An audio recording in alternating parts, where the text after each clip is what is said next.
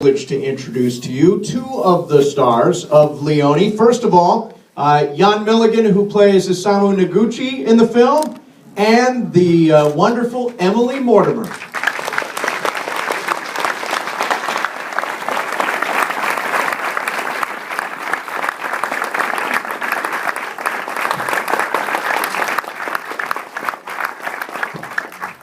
Welcome. Thank you. Thanks so much for coming. Thank you for having us. Thank you. Thank you. So this is an amazing story, in part because of sort of the origin of the film. The film is already played in Japan, and Emily, you were telling me that you saw it at an event in Japan that made it incredibly special. Yes, I sat next to the Empress of Japan watching the movie, who was the most elegant, beautiful woman I'd ever met, and the sort of magical, strange presence. And it was a huge honor to have her out. I mean, she doesn't get out much. And she made an exception for this movie that she'd seen already. They'd screened it for them, in the Royal Palace or whatever they call it. And then she'd come to honor the movie and came to the premiere, and it was amazing. But I have to admit, I didn't tell you this part, I had terrible jet lag because I just got off the plane from New York and I fell asleep and snored next to the Empress of Japan watching the premiere of my movie. And it was terrible. And the worst part about it was that the director of the movie, who's wonderful and amazing and a great friend, but she was so pissed off that she grasped on me to the newspapers. I mean, afterwards, we did a press conference, and she said, I was talking about what an honor it was to see the movie with the Empress of Japan. She said, I don't know what you're talking about, you're asleep for the whole thing. Anyway, she was very forgiving. Excellent. And I'm curious from you, Jan, how much did you know about Noguchi before taking on this role, or did you become an expert? I don't know about an expert, but I didn't know a lot about Noguchi. But as soon as I started reading the biography that this film is based on, I don't know if it's the right words, but I fell in love with him. He had an amazing, incredible life, and it's just such an honor to have been given the opportunity to portray him. But he lived the life of an artist to the nth degree. It's an amazing book. Yeah. It's so interesting to see a movie kind of almost completely through the eyes of women here, right? Mm-hmm. It's the story of Leonie Gilmore. It's directed by Hisako Matsui. Am I saying that right? Matsui. Who is a woman, and we talked a little bit beforehand. It's still, being a woman in Japan is still a little bit different than being a woman in the United States, right? Yes, I mean, I didn't become an expert in Japanese culture, or specifically Japanese culture as it relates to the role of women. But I was there for a number of weeks, and we both were, and it was just, we were just saying just before we came on that, I've been around the world and seen a lot of different places, and this was, I think, culturally the most different experience. I mean, it just felt more foreign to me, even though at first glance everything looks the same. Like they've got big tall buildings and lots of air conditioning and Nike adverts everywhere and things. But just after you've been there a few days and weeks, you start to realize, my God, this is just a totally. I mean, I'm sure a lot of you guys have been, but I really was struck by how foreign it was. And I was telling these guys, I was driving. I made friends with my driver, and we talk about all sorts of things. And he was a filmmaker himself, and a younger guy. But he was talking about how his wife was cross with him for some reason. And I said, well, go home and tell her you love her. and I'm sure it'll all be all right. And he said, I couldn't possibly do such a thing. What are you talking about? I'm not going to tell her I love her. She'd think I was sleeping with someone. And I said, what do you mean? He said, well, I've never. I said, have you ever told her you loved her? And he said, well, maybe once when I proposed to her, but I'm certainly not something I make a habit of. And I then became really curious about the way that, that Japanese people relate to each other. And I did a sort of poll on the set of people that had told their wives they loved them. And there were about 3. Wow. And was it you that said they were the 3 that were having affairs? But anyway, it's just such a difference. It's just so different. And a good example of it was the relationship between Hisaku Matsui, the director, and feisty, determined, unputdownable woman that she is, who's obviously really had to fight the good fight all these years to be a producer in television in Japan, and then one of the only women filmmakers there, and her son Yuki, who was one of the producers on the movie, and a young guy in his 30s who I grew to love so much, but and there was something very interesting for me playing this mother of this son, watching this relationship, because they never approached each other physically. There was no physical contact between them from day in, day out, and they never really acknowledged each other in a way that was noticeable. And they never called each other son or mother, or they never betrayed their feelings for each other or their relationship with each other at all. I mean, it was clear that they were mother and son, but that was just because it was written on the call sheet. You knew what their last names were. And then I talked to Yuki about this, the son, one day. I said, what's your relationship like with your mum? And he said, it's incredibly close, and the reason I'm producing this film is this is one of the most important moments in her life, and I want to be there. I want to be present while it's happening, and I want to see it happen, and I want to have her back while it's happening. And the way he said it was just so moving.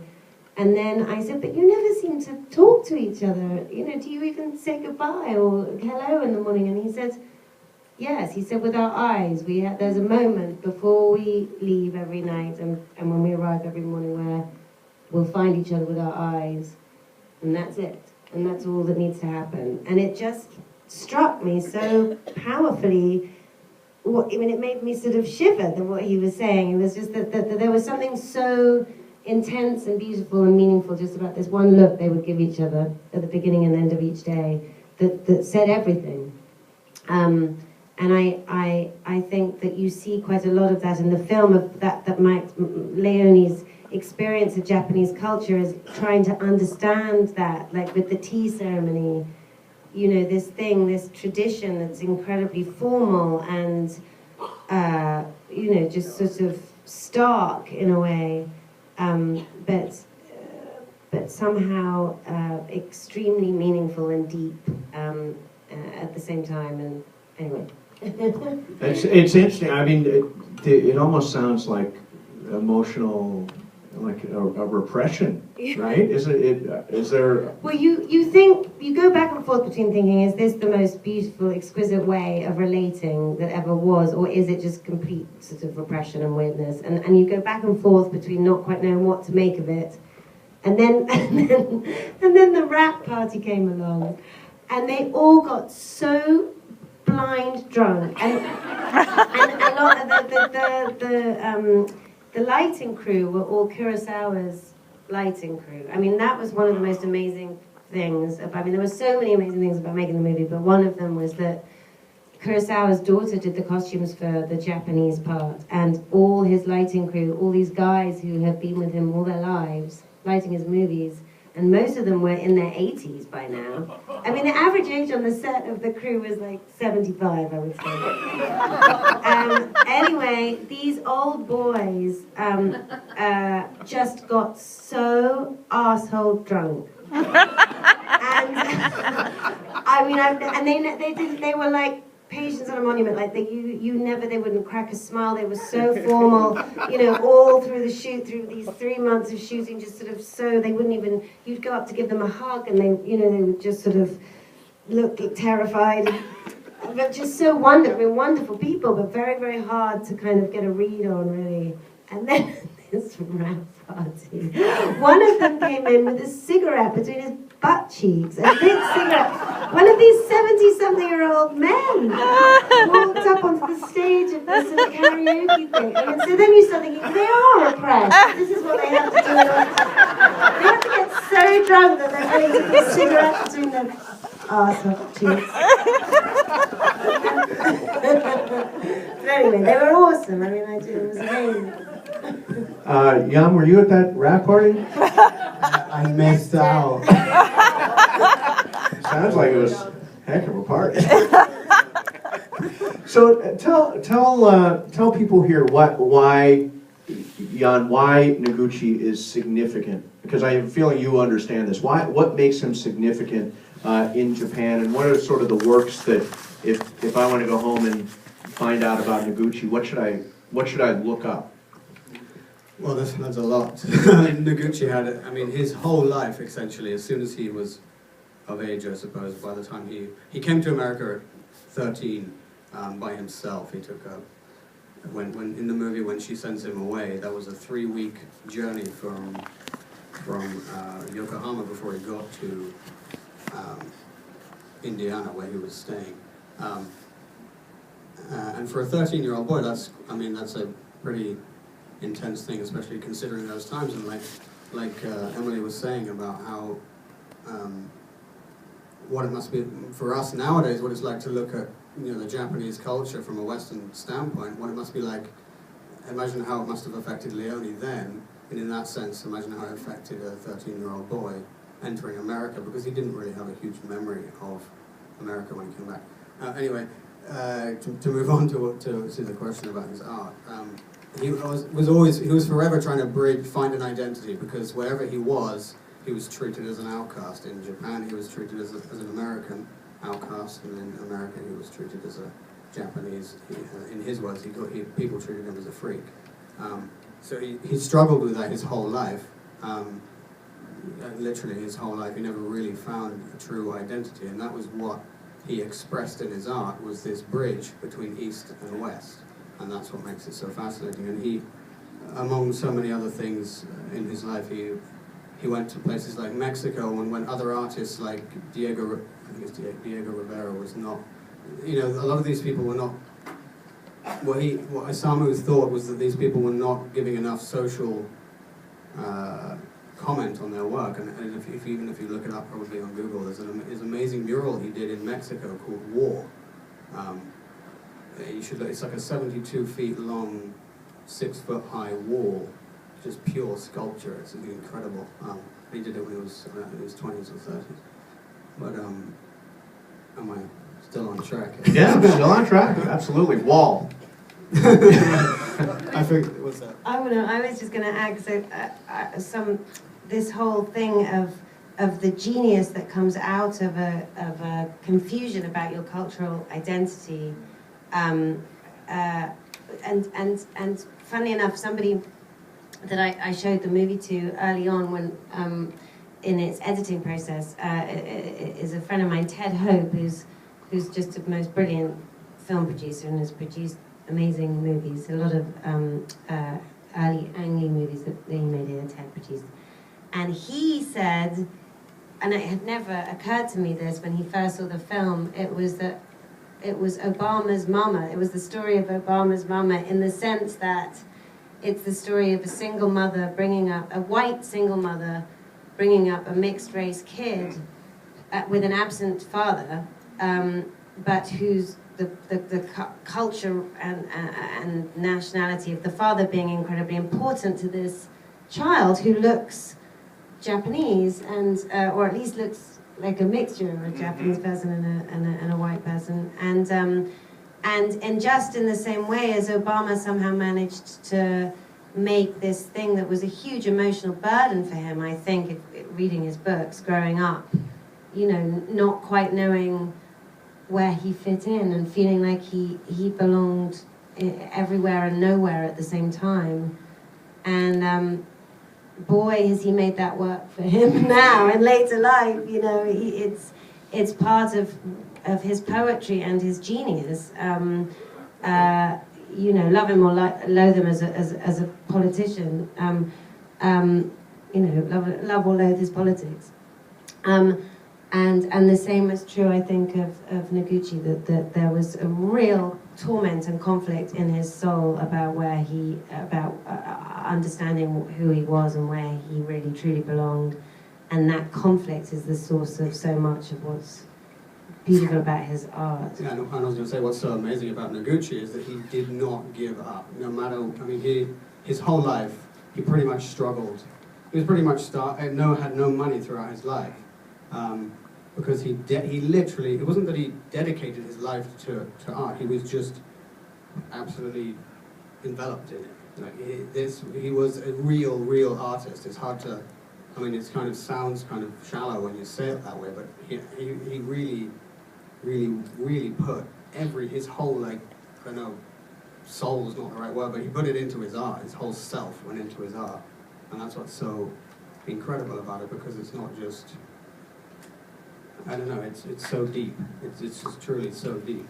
You know, I thought after seeing the film, Leonie Gilmore is probably the only woman I know who wanted her son to not be a doctor and be an artist instead. You are not going to medical school. You are going to be an artist. Something you don't hear very often, right? Well, one of her philosophies, which I mentioned this before, I think, in another thing, but was that, which I think is fantastic for anybody. I think it's a very reassuring philosophy. It was Leonie's philosophy, was that economic stability should not be a major consideration when choosing one's life's work, and that the uncertainty of the future should not put you off life as an artist. I think that's really reassuring, and I think Isamu must have taken that on board to some extent. Yeah, absolutely.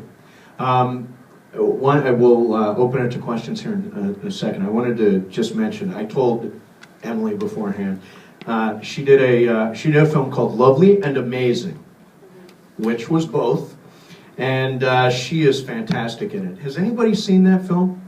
If you've seen it, you remember it. Emily has, I think, one of my favorite scenes in recent film, which I think kind of sums up what it's like to be an actress in Hollywood in a lot of ways. You play an actress in the film, Yes. and you, Dermot Mulroney, Yes. plays an actor, and your character is desperately insecure. And she, in one of the most, emotionally kind of naked moments, stands in front of him and says, "Tell me what's wrong with me." And right with me. And right with me. But yeah, I stand naked. I've got terrible body issues in this film, and I'm convinced that everything, my arms are like sort of chicken thing. I'm always sort of looking at everything, obsessing about everything. And I finally go to bed with this guy, and I've had this disastrous audition with it. He's a movie star, and I've had some awful audition with him, and it's been humiliating, some chemistry read. And it just goes wrong, and then I don't get the job, but I happen to meet him in a bar, and we go and make love, and we're lying in bed, and I decide to do this kamikaze thing, which is I say to him, I say, can I ask you something? Can I ask you to do something strange? And he's rather interested for a second, and then I say, I'm going to stand over there, naked, and you're going to go from top to bottom and tell me everything that's wrong and everything that's right with me. And it turns out to be the most cathartic, extraordinary experience for this girl, because he really does. He goes from top to bottom and tells me, everything that's good and everything that's bad about her body, and it's kind of awesome. But I had totally, I was telling him that, for me it was a real watershed, that movie, because it was the first time I did something that I really felt desperately proud of, and it was the first time I got the feeling of what it was like to be in something where where the thing itself is more important than you. You just are so pleased with this script that all you care about is telling the story properly and doing it justice and not wanting to sort of screw it up, you know. And it's an amazing feeling when that happens. And then after that job, I made that sort of my quest was always to try and find films where I was more interested in telling the story of the film than I was in sort of how I was going to come off or something like that. So this was an amazing thing, but there was this scene in the middle of it where I had to stand naked with Dermot Mulroney, you know, examining my body. And I just sort of ignored it. And I thought, if I don't think about it too much, it'll just happen, and then I won't have to worry about it. But if I think about it too much, I won't want to do the film. And I can remember so clearly, I can remember it like it was yesterday, getting out of bed to go and stand in the corner of the room and have this happen with these cameras on me. And I can remember thinking, this better fucking be a good film. If it isn't, I'm just going to be so embarrassed. And then I was thinking, I wish my mom would come and pick me up and take me home. Oh God, what am I doing? And I'd written a speech with Nicole Holofcener, who has gone on to make many brilliant films. We'd written the speech together, so it really was about me. It wasn't about some fictional character that I happened to be playing. We'd customized it for my body and all the things that were wrong and all the things that were right with me. And I stood there and, you know, I never had been to drama school. I never studied to be an actor. I thought my poor parents put so much money into my education and I just pissed it away. But I was going to go and do something serious with my life. And I always had this hang up about not having been trained and that I wasn't really the real deal, clearly, because I hadn't properly gone to drama school or anything. And there was always this mysterious phrase that people would use called being in the moment. And I would secretly think, I don't know what it's like. I don't think I've ever been in the moment. What is that? And anyway, I stood there and this man started telling me about my body. And I was stark naked. And he went, you know, literally sort of the hair's a bit greasy, you know, a little bit flat. You know, you've got a nice smile. All the teeth are a bit yellow. Down, the boobs are nice, quite nice boobs, and turn to the side. Oh, they're a bit droopy from the side, you know, nice from the front. Down and down and down. Or, I mean, I can't even go. I mean, it was just really intense. But as it was happening, there was no gap, literally, there was no gap between me and the character I was playing at that moment. I was as brave, as foolish, as terrified, as kind of vulnerable, and I mean, I was her and she was me, and it was the most amazing feeling. And I thought afterwards, I really was I was in the moment. I now know what that is. Now I can sort of work out how to do it, you know, and I don't have to take my clothes off necessarily to be in the moment. But it was a really, you know, extraordinary thing, and I'm so pleased. It's so wonderful when people remember that movie, because it's something I feel so fearfully proud of. Yeah, I mean, I can honestly say that that's the moment when I said, okay, I'm going to follow Emily Mortimer. I want to see what she does after this and after this, and I've never been disappointed. Oh, it's a great film, and I think she won. Yeah, absolutely. You won the Independent Spirit Award, I think, for that, right? I did. So that must have been nice validation. You Yeah. know, it wasn't a total. You didn't have to be embarrassed. Yeah, my husband went to collect the award for me because I was doing a film in Scotland, and he gave a speech that I had written. I'd written safe in the knowledge that I wasn't going to be at the award ceremony, where I made him, poor guy, and I made him tell the story about how I'd been working out. I knew that the film had a bit of an impact when I'd been working out at the YMCA in Hollywood, and some woman called out across the room, "You gotta do something about that bush, girl."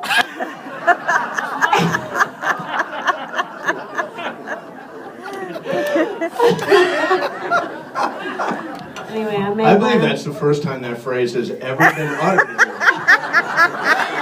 I'm sorry, I'm lowering the tone. Questions? Yes, Kay.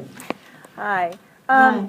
I'm the movie gal for Palm Springs, and doing a period film can be a difficult task for certain actors.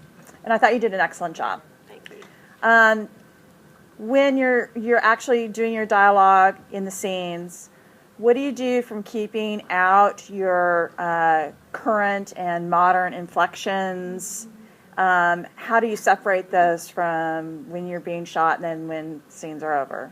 Okay, so I think the question is about the dialect or the more modern Inflections and sayings versus the more period ones. How do you and obviously the British, you have a British accent. It's not in the film. You know, how do you vary that as well? Well, this was I've always found accents to be helpful in acting. I'm not good at accents, really. I mean, I can't sort of tell a joke in a... That's not true. Well, it's okay when I'm acting, but I'm not known for my sort of, chameleon-like abilities, especially in real life. I mean, I have to be acting in order to do it. But I do find that it's such an extraordinarily sort of impossible task getting ready for a role. You don't really know where to begin. Nobody sort of tells you how to do it. And especially since I didn't go to drama school, I was thinking that there was some handbook that was passed around, that, this is how you sort of do it. Like, what are you meant to do? And you sit there with this script thinking, I don't know what I'm meant to be doing really, apart from learning the lines, but it can't just be that. And I've always found that there's something so sort of specific about the task of preparing for an accent that is very helpful, because what happens is you go very far away from who you are in order to get your mouth to sort of form these words in this certain way that you would never say them. And at first it sounds terrible and horrible and wrong, and then gradually you repeat it and repeat it and repeat it and work at it and work at it, and gradually it starts to become closer to the way that you would speak, but just with this different quality to it. And you begin to find you're finding a character somehow. And that sort of is the definition of finding a character, I think, for me anyway, is it's this other person, but it's also you. It has to be. And so how do you marry the two things? And accents, the voice is a very good way of doing it, because it still sounds like you, but it's just you just saying things in a slightly different way, kind of. And the voice was really important to me in this film, because I felt like I really wanted to sound, she was a very specific person. She was a real living, breathing person, and she came from a specific place and a specific time, and she was educated at Bryn Mawr College, which was a very particular place and had its own kind of way of speaking. Catherine Hepburn went to Bryn Mawr, and anyway, so I got a dialect coach, Jessica. Oh my God, Drake. Thank you so much. I would have remembered. But anyway, and she helped me, and she helped everybody on the movie with our accents, and I was so grateful for it, because it helped breathe life into the character. Especially as she got older and battier and more eccentric, I felt like, God, I'm so pleased I've got this voice, because there was something so rich in it. But yeah, and you sort of just step into the character when you step onto the set. It's freeing. Yeah, It gives you exactly. that distance kind of thing between yourself and the character, and then you kind of blend them back together, like you were saying.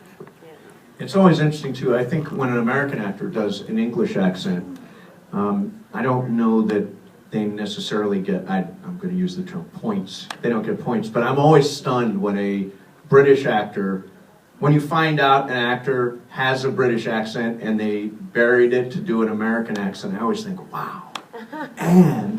And the accent. Well, we just get such a free pass by being British here. It's so maddening for my husband. He just thinks it's so annoying, because he's American and he can't. And everybody just thinks you're cleverer and, more awesome. And it's just, obviously is true. But No, it's not true at all, and it's not true the other way around. You know, everybody's so sort of snooty and mean in England, and makes my husband feel like, you know, just a bit of rough. Anyway, so it's totally unfair that you're more impressed by us doing an American accent than by an American person doing an English accent. I mean, that's just ridiculous. Come on, we all had that moment though when we heard Hugh Laurie. All of a sudden, we found out, oh my God, Dr. House is British. But you know, we've all grown up watching your movies since we were. That was the movies. Was American people talking in your accents? Whereas for you guys, it's kind of much more of a foreign. In a way, it's much more of a foreign sound, so it is more impressive. Yeah. Yes, sir.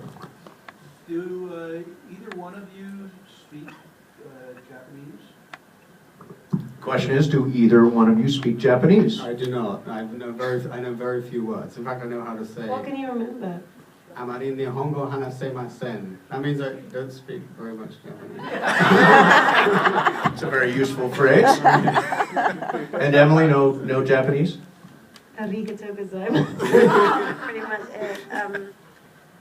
Magikai, he kept telling me that Shido Nakamura, who was Yone, Yan's father in the movie, is the most amazing guy who we were talking earlier. He's one of the leading kabuki actors in Japan, and I learned all about kabuki from being with him, which is this thing where they're like the aristocrats of Japan and particularly of Japanese theatre. It is literally passed down from generation to generation. You can't study how to be a kabuki actor unless you're born into it. And it's only men, it's only the guys, the fathers and the sons and the grandsons, and they play the women's parts and all this. But anyway, he was an amazing character, and he taught me how to say all sorts of rude things. And one of them was magicaya, but I don't even know what that. It was just sort of. It wasn't crude. It was just. People were sort of appalled when I said it. I don't know what it was. Another thing we have to Google later. Yes, sir. I really admired your performance in Match Point, directed by Woody Allen. What was it like working with him? He's referencing Match Point, which was a film that Emily was one of the stars of, directed by Woody Allen, and what it was like working with Woody Allen. It was, God, it was amazing. I mean,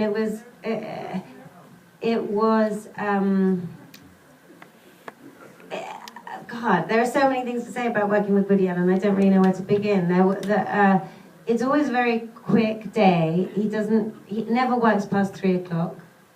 And you have a running lunch or whatever where the continuous, you don't ever stop for lunch because he wants to get out by 3. You never rehearse. Very often the first time you say the lines is the first take and he'll only do 1 take. And you're secretly hoping something's going to screw up with the camera or something, so you get another chance. But he's sort of impatient in that way. He directs by watching the rushes. So he won't really direct you in the scene, but then you'll come back and reshoot the scene if he didn't like it. And he won't tell you why. So it's slightly a mysterious process. But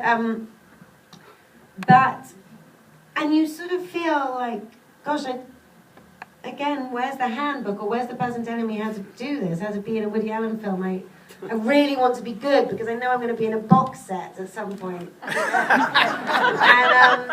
I don't want to screw it up. But nobody's telling me what to do, least of all him.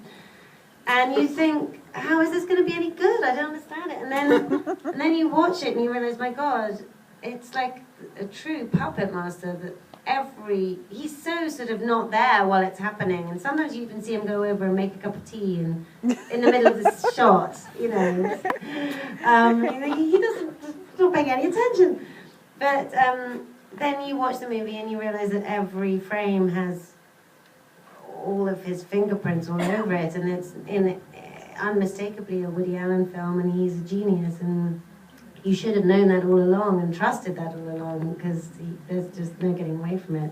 And there were certain moments where it was so thrilling, like, how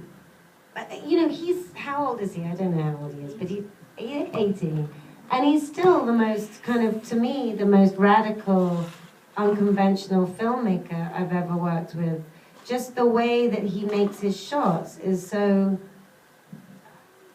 just you know, not like other people. He doesn't think conventionally at all. And now I remember a few really awesome times where I would, I was walking through the house shouting the name of my husband, looking for him, and he was hiding a gun or something, having just done away with Scarlett Johansson. And I was shouting his name, but I was being very dutiful and being careful to come into this frame in order to shout his name and then go out. And the camera's always set up in a door frame, looking into a room like this kind of voyeuristic thing. And he kept saying, "Stop saying the line on camera. Can you stop saying it in the shot? Wait, either say it before you've entered the frame or say it after you've left the frame." You know. And it was such a tiny thing, but you're like, "My God, I'm definitely in a Woody Allen film." You know? I'm not. He doesn't want me to speak while I'm in the shot. You know, you're out of the shot. Anyway, there were loads of wonderful things, but the thing that I really love him, and I think he's just such a sort of sweetheart, and he's got such a. I just love his spirit, but he's very hard to read, and he's at first very daunting, and I went to meet him, and I had got this audition for this Woody Allen film, and it was thrilling, and I never thought in a million years that I'd ever be auditioning for Woody Allen. And I was in New York, and I had to walk to his offices, and I was wearing this little woolen hat that my mother had given me for Christmas. And I remember thinking, I'm going to wear that hat because I think I look quite sweet in it. And maybe he'll like me in it. Anyway, but I'd been given all these warnings about how, anything could happen in this meeting, and he could be sort of hiding under the table, or he could leap out from behind a curtain, or he could sort of not even be there, or, and he might get you to read, or he might not, and anything could happen. And I was so bored of hearing that anything might happen that all I was doing was focus. I kept saying, yes, I know anything might happen, but then I was obviously so terrified. All I could do was focus on this hat and whether or not I should wear it. And as I was walking down Fifth Avenue, my confidence was waning about this hat. And I kept thinking, I think I do look quite good in the hat, but then maybe the hat's a cliche. Am I trying to look like Annie Hall or something? He's going to be disgusted by me in the hat. I don't know. And I got in there, and then I went to the loo, and I had one last look at myself with this hat on. I thought, I do look quite nice in the hat. But I don't know whether it's the right thing. I know. And then I came up with this brilliant plan, which was that I was going to take the hat off as I sat down. And he'd get both looks. Anyway, so I went in, and there he was, and he was standing right there, and he shook my hand, and he said, I'm so pleased to meet you, and I've seen some of your work, and I just really wanted to know what it was like to meet you in the flesh. And now I have, so thank you very much for coming, and I'll see you again soon, whatever. And I walked out, and I stood on the sidewalk. I think I said, well, it was such a treat to meet you too, or something, and that was it. What about the hat? Did you take the hat No, off? I didn't have a chance to sit down. I didn't take the hat off, and I stood on the street, on Fifth Avenue, or Park Avenue, whichever it was, thinking, great. He took one look at this hat, and he decided he just wanted me never to darken his doors again. And why did I wear that hat? And it's all over. And anyway, how weird, and what was that? I walked home just miserable, crying about this hat, and ringing my mum saying, why did you have to give me this hat? Anyway, and then I got back in the door of this hotel, and I got a handwritten letter delivered to the front desk from him saying, I think you'd be perfect in my movie, and I hope you will say yes, or whatever, and this charming letter, which I still have to this day. Anyway, cut to, we made the movie, and it was all sort of exciting and odd and everything, and then we're at Cannes at the film festival, and we're all in a row, and you get asked at these press conferences, one of the questions from the audience was, what was the first meeting like with Woody Allen? And I was going down the line and getting to me, and I was thinking, do I talk about the hat? Should I tell this hat story? But I don't know how else to. I don't know what else to say if I don't say the hat story. And well, maybe he'll be offended if I didn't want to get him into trouble. Anyway, I thought, oh, screw it. I'm going to tell the hat story because I don't know what else to say. So I told the hat story, and everybody laughed. And then he said the sweetest thing, which is, God, isn't it funny? If you could have thought bubbles coming out of our heads, hers would be, oh my God, he hates my hat. He wants to get rid of me. He never wants me to darken my doors again. And mine would be, I've got to get her out of here quickly before she realizes what an idiot I am. And I was just so adorable. You know, that was there you go. This whole long drama ended with us both being completely neurotic and realizing that we both were. He's got his own thing going on, Yeah. and so do you. The hat thing. How would now you worked with Martin Scorsese twice. We're talking about great directors. You worked with Martin Scorsese twice. Once on Hugo, and the other time would have been Shutter Island. How would you contrast working with Martin Scorsese to working with Woody Allen? God, I mean, well, in a funny way, similar in the sense that,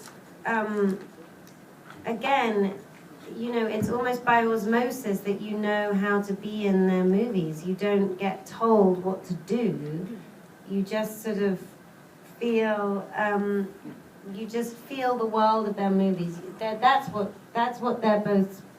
I mean, so I feel like I shouldn't be talking about this. It's for some brilliant film critic to be comparing and contrasting, you know, Woody Allen and Scorsese. But for me, you know, it's that's what you're very aware of, is that they're geniuses for so many reasons. But one of them is that they know the world of the movie that they're making, and that sounds like an easy thing to know, but it's not. They really know what world they're in, and they somehow make you know it without really being explicit about telling you what it is.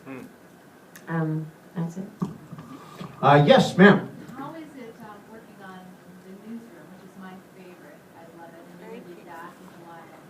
Yes. Doing a series like that versus The question is about working on the Newsroom, the Aaron Sorkin series, which is returning in July, and how does that compare to working on a film?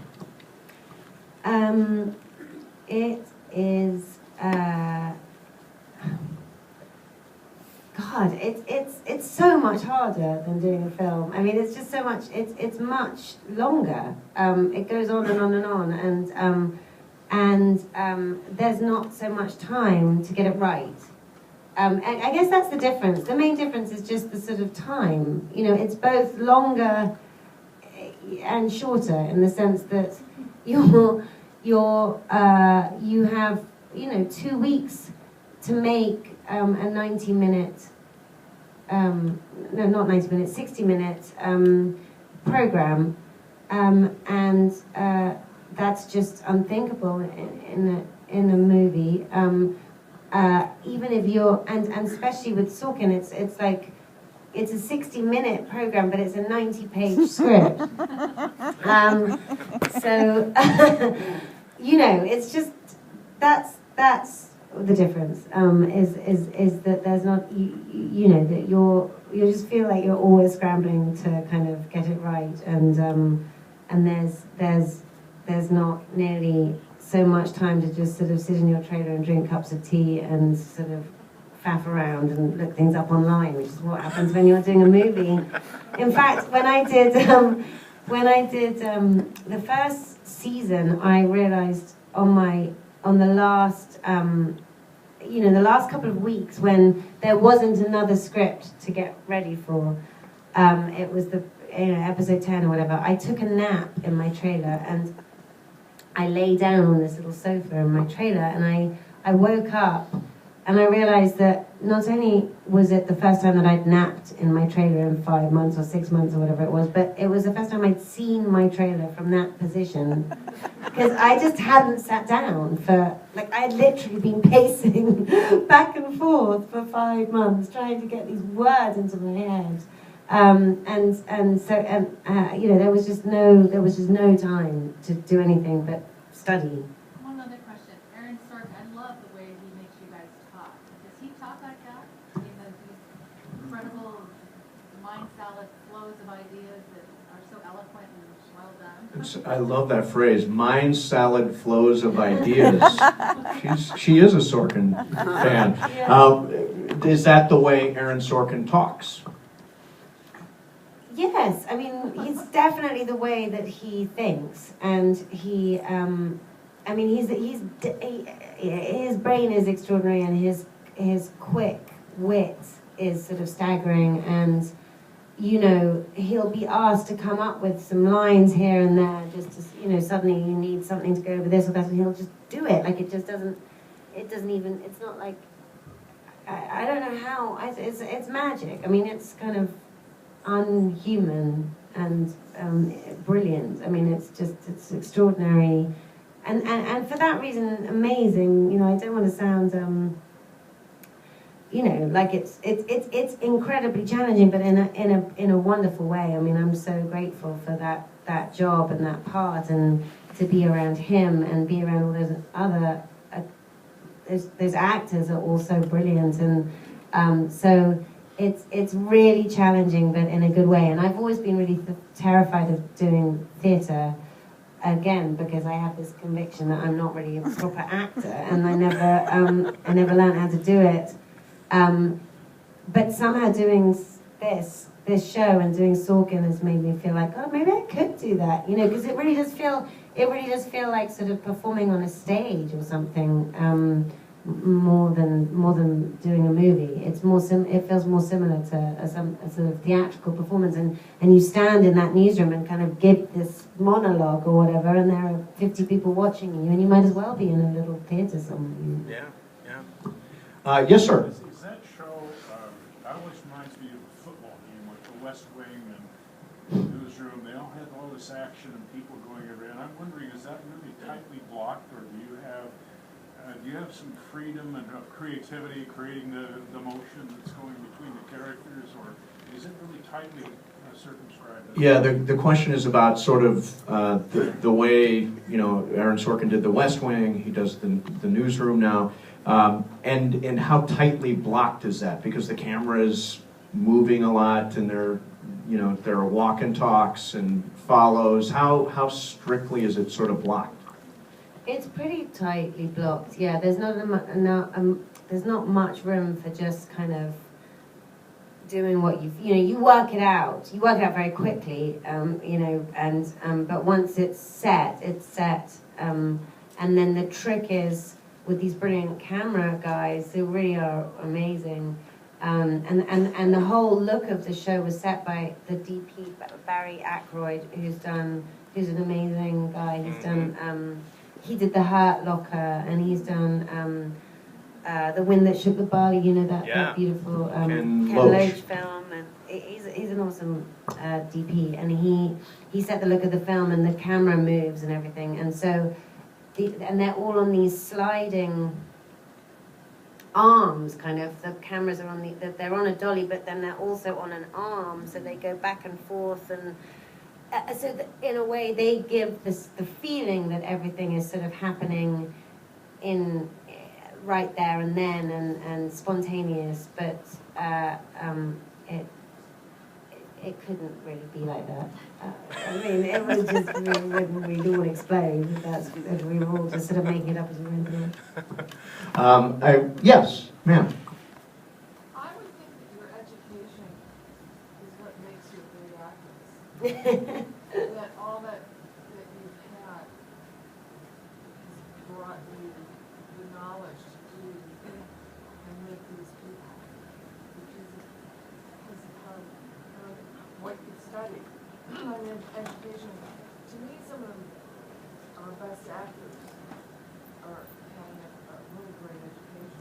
Oh. So, I mean, they may not be schooled in acting, but they have that background. Yeah, about education. Yes. and having that education and the life experience. Yes, too. yes, thank you. Well, that's encouraging. I feel encouraged by that comment. You know, yes, I mean, I definitely, I agree on some level that, you know, having a, and actually, the most actors, Jan is not an exception. Most actors that I know are very educated people. I mean, even if it's self-educated, self-taught, they're much maligned as a species. You know, that sort of, you know, and it's not really fully understood how kind of how thinking and kind of rigorous as people they very often are, and how talented, not just as actors. I mean, half the people on my show are, and you know, Jan too, are artists in other ways, musicians, and you know, they're very kind of cool people, I think. So I. Yeah, I was going to say, I think that's so true. And one of my little sayings that I thought of was that the life of an actor should be more life than actor. I thought that was kind of a concise way of saying it, you know? Yeah, absolutely. Because I mean, that is what we're here for. I mean, we're here to portray life, and so you have to live. You can't live in Hollywood every day doing auditions. That's not a normal life. No one lives like that. I mean, they do, but not a normal person. You know, you can't portray real people if that's what you do. You have to have a life behind it. You know, I want to wrap with a couple of questions. One for Jan. So we've been, you know, for 10 years we've been running Cinemas Palme d'Or. We look for great, independent, you know, films that are challenging, and this is, you know, exactly the kind of movie that we built this theater to play. What is it? What does it mean? What does this movie mean to you as an actor and as a person? A lot, of course. I mean, I think just having the opportunity to portray someone, first of all, that they're a real person, and I mean, I'm still new to acting, evidently, and to portray someone, an artist who happens to be extremely well known. I mean, that's an honor, for definite. It's so hard to explain what it's like doing movies. They're the most enjoyable thing ever. I mean, not for everyone, obviously, you have to like doing it, but for me, and I'm sure for you, I mean, it's just this, you just learn so much about people and life and psychology and how people think and how they feel. I mean, it's just mind-blowing how, and then you bring that, you know, you bring your life to the movie, and then the movie brings a whole life back to you. And then you use that in your own life in ways that you would never imagine. And Emily, for you, I told you my favorite Emily Mortimer performance. This is number 2 on the list. And I know, it's not one that people bring up. But you played a very funny character on 30 Rock. Phoebe, who... I want to say she had like avian bone syndrome, which meant that you had hollow bones and you couldn't like shake hands with anyone. Yeah. So what was the, first of all, unbelievably funny, and you and Alec Baldwin were great together. But sort of talk about how you wound up on 30 Rock, because it seemed like a sort of a left turn in a way for you. I don't know. It was my manager's assistant that suggested me for it, but you know, it was early on in the thing. I think it was it the first season or the second? It might have been season 2. Yeah. Yeah, and I hadn't really caught on in a big way. People were liking it, but it wasn't like it was some big huge thing yet.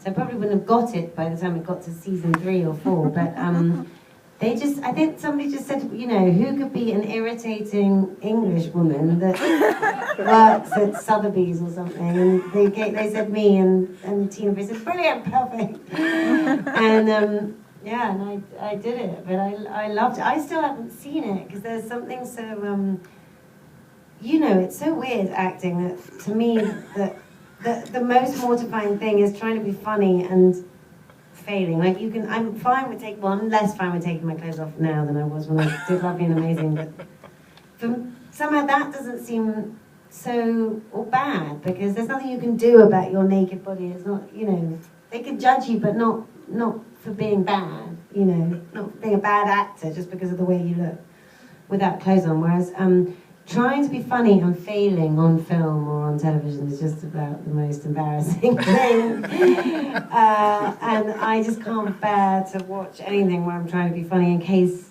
I'm not. So I haven't seen it, but Well, it's hilarious. Okay, You should feel comfortable watching it. It's one of my favorite characters from that show, which is a show filled with great characters. So it's a great one. We thank you so much, and thank you to our guests, John and Emily Mortimer. It's a wonderful film. Congratulations to both of you, and tell your friends. Leonie is playing at Cinema's Palme d'Or. Independent film succeeds when people talk and people share.